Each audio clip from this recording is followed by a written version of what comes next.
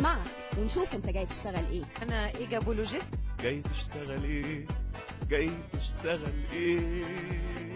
انا هحل لكم كل مشاكلكم اول ما تيجوا تقعدوا معايا. دكتوره بيطريه. انا جاي اشتغل عندكم سفير. وهنعرف انت اخترت الشغلانه دي ليه. شكلي كيوت. وبعدين جو بارل فرونسي كوم لو بتيز اوازو. يا ليبي ان انا هغير حاجات كتير قوي يا استاذه. خلينا هنا بقى اظبط، خلينا هندس. ماشي هندسه. صلاة النبي احسن. وما تفتكرش ان الكلام بس كفايه عشان تشتغل، احنا اللي هنقرر اذا كانت الشغلانه تنفعك ولا لا. بعد كل ده خدتوا افكاري. هو انا كده اترفدت؟ تشوفي ايه؟ انا مؤهل. وشايف نفسك تقدر تسد في الشغلانه دي؟ وهنسمع وهنعرف مين جاي يشتغل ايه النهارده مع همسة امام على الراديو 9090. حميد الشاعري. نعم. جاي تشتغل ايه النهارده؟ جاي تشتغل ايه النهارده؟ والله زي ما انتوا عايزين، انا هسيب الفن خالص وشوف انتوا يعني عايزين نشتغل ايه. على فكرة السي في بتاعتك قدامي وبتقول ان انت بتحب الطبيعة جدا وبتحب الورد وبتحب كل حاجة خضرة. كلام سليم جدا. يعني انا مذاكرة كويس. برافو عليك. طب طيب طبعا. وانت طيب يا حميد، دلوقتي انا عايزة اعرف بقى منك، انت عايز تشتغل جنايني ليه؟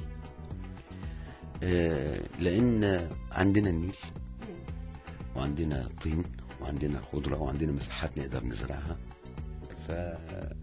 وناس كتيرة فمحتاجين أكسجين يعني، والزرع بيدي أكسجين للبلد يعني. يعني انت بتفكر في غيرك، ما بتفكرش في انك انت النهاردة من الوظيفة دي ان انت عايز لحميد ان هو يستفيد، انت بتفكر الناس تستفيد منك ازاي؟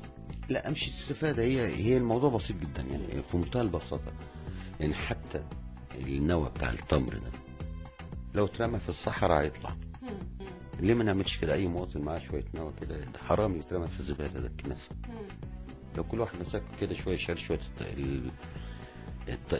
النوى دوت، هيبقى يعني متهيألي هيبقى الخضره كتير جدا. رماهم في الصحراء، رماهم في حته ما فيهاش، هتبقى حاجه كويسه جدا. يعني انت متخيل ان انت كل الناس اللي حواليك ممكن تعمل كده؟ طب ايه الجديد اللي انت ممكن تقدمه؟ مش جديد، انا مش بتكلم عشان اقدم جديد، والله انا بتكلم احنا عايزين حضرتك تقدم لنا جديد.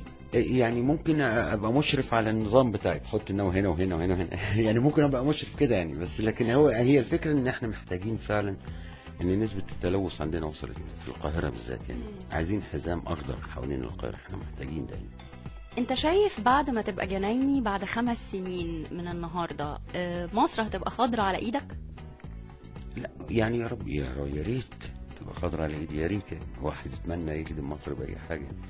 بس هي انت قلتي 5 سنين، انت تخيلي ال5 سنين لو في خطه خمسيه، يعني ايه ال5 سنين يعني. لو فكرنا ان احنا هنعمل حزام اخضر للقاهره هيتعمل.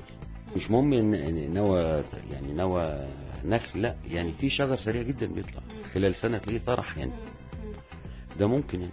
طب مقومات الجنايني الناجح ايه في نظرك؟ التنسيق منسق يعني، يبقى في ذوق يعني. ما يحطش بقى شجره طويله جنب شجره صغيره. هو ده الجنايني الناجح يعني. ده فعلا ده يبقى جنايني ناجح جدا. حميد الشاعري صبور جدا. ده من مقومات على فكره الجنايني الناجح. الحمد لله رب العالمين. يعني انا عندي جنينه صغيره كده في البيت، انا بس بنفسي وزرع فيها توت بري وزرع يعني كده، عارفه. ببقى سعيد جدا وبشوفها بتطرح وبنسقها ويجي راجل ينظفها واتابع معاه، بس بسقيها بايدي يعني. بحب اسقيها بايدي. اللي بيسقي متر زرع ربنا بيديله 10 متر في الجنه. يا سلام. نعم. هنعرف انت جاي تشتغل ايه النهارده مع همسة امام على الراديو 9090. انت جاي تشتغل ايه النهارده على الراديو 9090 مع همسة امام. طيب قولي ايه نقط ضعف حميد الشاعري لو اشتغل جنايني؟ لو لقيت الزرع طبعا اكيد مش يعني بيموت. الراجل المسؤول عليه مش، او انا لو مسؤول عليه لقيت نفسي مهمل من ناحيته، طبعا ابقى زعلان جدا. انا نفسيا ابقى زعلان يعني. بس دي مش نقاط ضعف، انت بتقول لو حصل، بس ايه نقاط الضعف في شخصيتك؟ في شخصية حميد الشاعري اللي هيشتغل جنايني. ان الاقي ورد. اصل منظر الورد بيبقى حلو. يجي مثلا ابنك ولا بنتك تروح قصه الورده مثلا، ممكن تعمل ايه بقى؟ لا مش هعمل حاجه، بس تعبك وشقاك يروح لغيرك كده وفي منتهى يعني الاهمال. يعني ممكن اخد الطريقه ثانيه بعد اذنك. يعني انا من النوع اللي لا نصبر ونعمل واحده تانية، بس التاني يتعلم ان هو ما يقطفش ورده. يعني هتمشي بقى عند الناس كلها تقول لهم ما تقطفوش ورد من اللي انا زرعته؟ لا اعمل منشورات كده او اوزعها.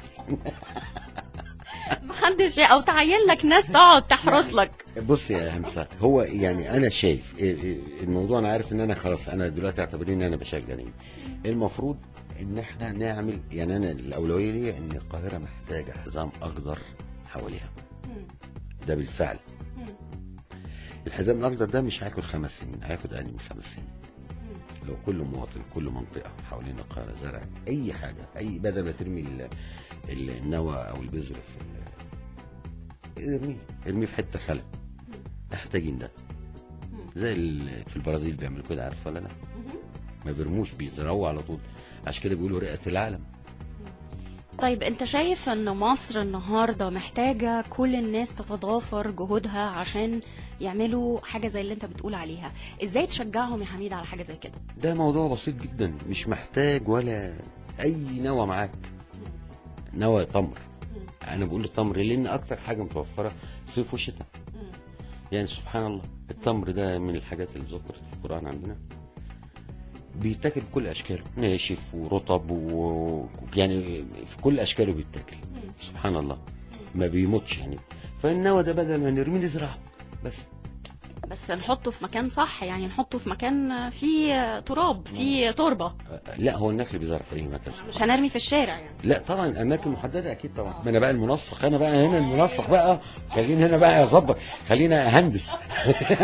ماشي يا هندسه، قول لي بقى، انت عايز تقول حاجه انت كنت نفسك ان انا اسالها لك وما سالتها لكش؟ لا والله، يعني انت جيت في الحته اللي انا بحبها فعلا. احنا محتاجين خضره في بلادنا، خضره كده تبقى. ومصر جميله، يعني عارفه مصر جميله جدا. يعني انا لما بشوف مصر بالليل دي بقول الله ما احلاها، يعني ما اروعها. ما اروعها بالناس اللي عايشين فيها. ومتشكره جدا ليك يا حميد، ورمضان كريم وكل سنه وانت طيب. كل سنه وانت طيبه، وكل الاخوه المستمعين طيبين، وان شاء الله ينعاد عليكم وانتم بصحه وخير يا رب. يا رب. ميرسي جدا ليك. هنسمعك ونشوف انت جاي تشتغل ايه. انا ايجابولوجيست. جاي تشتغل ايه؟ جاي تشتغل ايه؟ انا هحل لكم كل مشاكلكم اول ما تيجوا تقعدوا معايا. دكتوره بيطري. انا جاي اشتغل عندكم سفير. وهنعرف انت اخترت الشغلانه دي ليه. شكلي كيوت. وبعدين جو بارل فرونسي كوم لو بتيز اوازو. يا ليبي ان انا هغير حاجات كتير قوي يا استاذه. خليني هنا بقى اظبط، خلينا اهندس. ماشي يا هندسه. صلاة النبي احسن. وما تفتكرش ان الكلام بس كفايه عشان تشتغل. احنا اللي هنقرر اذا كانت الشغلانه تنفعك ولا لا. بعد كل ده خدتوا افكاري. هو انا كده اترفدت؟ تشوفي ايه، انا مؤهل. شايف نفسك تقدر تسد في الشغلانه دي؟ وهنسمع وهنعرف مين جاي يشتغل ايه النهارده مع همسة امام على الراديو 90.